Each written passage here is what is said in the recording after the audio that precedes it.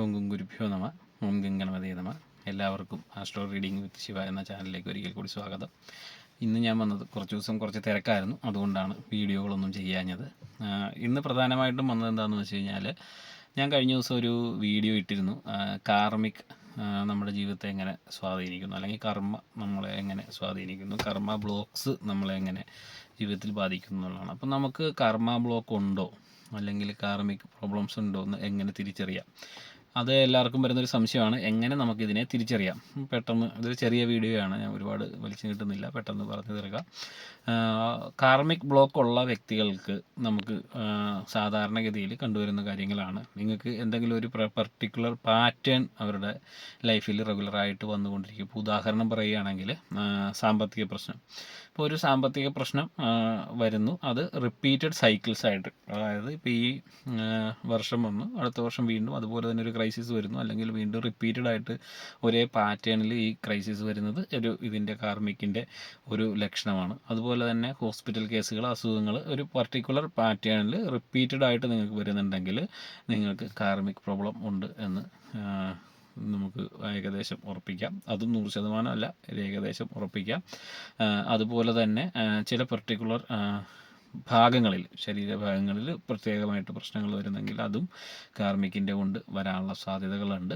പിന്നെ നമ്മുടെ mind repeatedly same ഇമോഷൻസിലൂടെ കടന്നു പോകുന്നൊരവസ്ഥ വരുന്നുണ്ടെങ്കിൽ അതും കാർമിക് കൊണ്ടാവാം.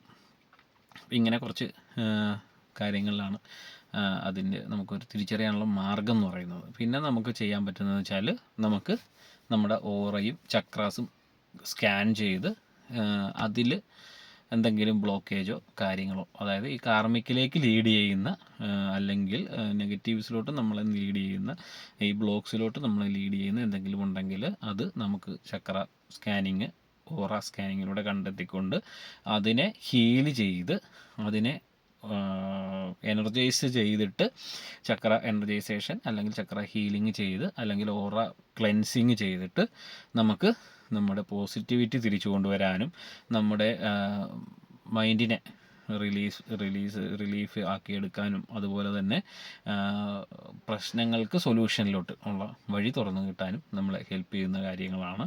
അപ്പോൾ അതും നമുക്ക് പോസിബിളായിട്ട് ചെയ്യാവുന്ന കാര്യങ്ങളാണ്.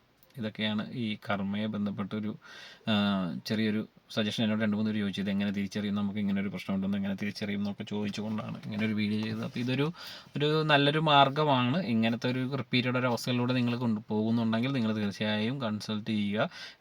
നിങ്ങൾ നിങ്ങളുടെ ഓറയും ചക്രയും സ്കാൻ ചെയ്യാൻ ശ്രമിക്കുക. അതിലൂടെ നിങ്ങൾക്ക് അതിൻ്റെ കുറവുകൾ എവിടെയാണെന്നുള്ളത് കണ്ടുപിടിക്കുകയും അതിന് വേണ്ട പരിഹാരങ്ങൾ ചെയ്യുകയും ചെയ്യാൻ സാധിക്കുന്നതാണ്. അതുപോലെ തന്നെ നമുക്ക് വീടുകളിൽ ഉണ്ടാകാറുള്ള കോമൺ ആയിട്ടുള്ള കുറച്ച് പ്രശ്നങ്ങളാണ് പൈസ.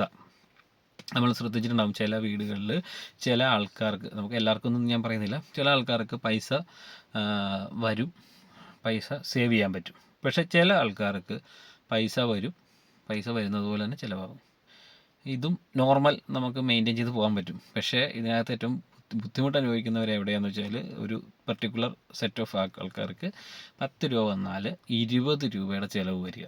അൺഎക്സ്പെക്റ്റഡ് ആയിട്ടുള്ള, ഞാൻ പറയുന്നത് നമ്മൾ ദൂർത്ത് അടിച്ച് കളയുന്ന പൈസയുടെ കേസല്ല പറയുന്നത്, അല്ലെങ്കിൽ മദ്യപിച്ച് കളയുക, പർച്ചേസ് ചെയ്ത് കാശ് കളയുക, കറങ്ങാൻ പോയി പൈസ കളയുക, ഹോട്ടൽ ഫുഡിന് പോയി പൈസ, ഇതൊന്നുമല്ല ഞാൻ പറയുന്നത്.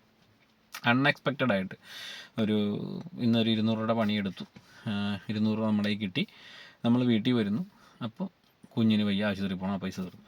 അല്ല, ഇങ്ങനെ നമുക്ക് അൺഎക്സ്പെക്റ്റഡ് എക്സ്പെൻസ് വന്നിട്ട് ഈ പൈസ പോകുന്നു. അല്ലെങ്കിൽ ഒരു കല്യാണം വന്നു, പരവാസത്തിൽ വന്നു, അങ്ങനെ അതിൻ്റെ സംഭാവന കൊടുത്തു, ഇങ്ങനെ പോകുന്നൊരവസ്ഥ. 10 രൂപ വന്നാൽ അതിനുള്ള ചിലവും ഡബിളായിട്ട്, മീൻസ് 10 രൂപയ്ക്ക് 20 രൂപ ചിലവാകുന്നൊരവസ്ഥ. അപ്പോൾ ഇത് കോമൺ ആയിട്ട് മിക്ക സ്ഥലങ്ങളിലും നമ്മൾ അനുഭവിക്കുന്നതാണ്. അപ്പോൾ അങ്ങനെ ഉള്ളവർക്കും നമുക്ക് ക്രിസ്റ്റൽ തെറാപ്പി അല്ലെങ്കിൽ ഏഞ്ചൽ തെറാപ്പിയിലൂടെ നമുക്ക് നമ്മുടെ വീട്ടിൽ, അല്ലെങ്കിൽ ഫെൻഷൂയി ഉപയോഗിച്ചിട്ടൊക്കെ നമ്മുടെ വീട്ടിൽ അതിന് വേണ്ട കാര്യങ്ങൾ ചെയ്തിട്ട് പരിഹാരം കണ്ടെത്താവുന്നതാണ്.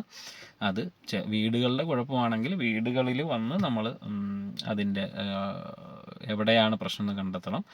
ഷോപ്സ് ആണെങ്കിൽ ഷോപ്സിൽ നമുക്ക് ചെയ്യാൻ സാധിക്കും. അതുപോലെ തന്നെ അതല്ല, നമുക്ക് അല്ലാതെയുള്ള കേസുകളാണ്, വീടിനല്ല കുഴപ്പമെങ്കിൽ ആ രീതിയിലുള്ള പരിഹാരങ്ങളും ചെയ്യാനായിട്ട് നമുക്ക് സാധിക്കും. ചെറിയ ചെറിയ സാധനങ്ങളാണ്, അത് നമുക്ക് ചില പൊസിഷൻസിൽ നമുക്കത് പ്ലേസ് ചെയ്തുകൊണ്ട് നമുക്കതിന് പരിഹാരം കണ്ടെത്താൻ സാധിക്കും. അപ്പം ഈ കർമ്മയുടെയും ഈ പ്രശ്നങ്ങൾ, ഇതുപോലത്തെ പ്രശ്നങ്ങളിലൂടെയൊക്കെ കടന്നു പോകുന്ന ആരെങ്കിലുമൊക്കെ ഉണ്ടെന്നുണ്ടെങ്കിൽ കോൺടാക്റ്റ് ചെയ്യുക, നമുക്കതിന് പരിഹാരമുണ്ട്.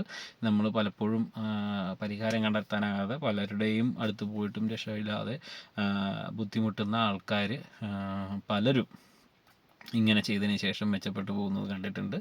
അപ്പോൾ അതും നമുക്ക് പോസിബിളായിട്ടുള്ളൊരു കാര്യമാണ് എന്നും കൂടെ പറയാനായിട്ട് ആഗ്രഹിക്കുകയാണ്. കൂടുതൽ വിവരങ്ങൾ അറിയേണ്ടവർക്ക് പേഴ്സണലി കോൺടാക്റ്റ് ചെയ്യാം. എല്ലാവരെയും ജഗദീശ്വരൻ അനുഗ്രഹിക്കട്ടെ. ഞാൻ നേരത്തെ പറഞ്ഞു, ഇതൊരു ചെറിയ വീഡിയോയാണ്, ഒരുപാട് കാര്യങ്ങളൊന്നുമില്ല, ജസ്റ്റ് ആ കാർമിക്കിൻ്റെ ഒരു ഇത് പറഞ്ഞു എന്ന് മാത്രമേ ഉള്ളൂ. അപ്പോൾ എല്ലാവർക്കും ശുഭദിനം, എല്ലാവരെയും ജഗദീശ്വരൻ അനുഗ്രഹിക്കട്ടെ. നന്ദി.